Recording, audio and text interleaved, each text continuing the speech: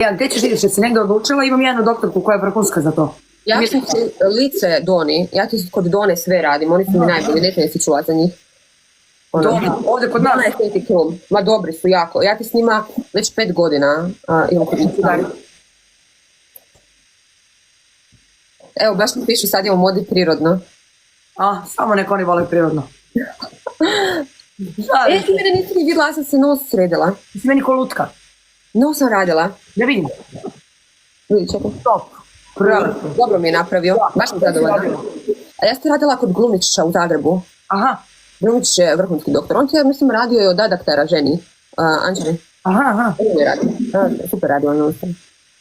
Hoćemo još jedan, Hani. Ajde, idemo još jedan, pa ću malo onda solo da popričam s ljudima, kažem ti, nije mi sve volim. Gdje sam zube radila? Zube nisam radila, to je još ostalo moje. Hvala ljudi, hvala. Ajmo, idemo sad, tapkamo svi. I ružice.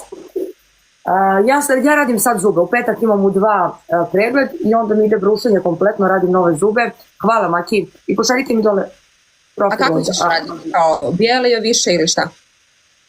Kraće, vidiš? Kraće, malo šire, onako ravne, bele, skroz. Hollywood smile, znači? I ovi moji su malo duži nego što se meni to sviđa. Da. Joj, jel to? Meni Jaškić tulaju. Ma daj. Nisam pročitala, šta je napisao, gde? Nisam još na savršenim mjestima. Hvala. Ne mogu da nađem komentar.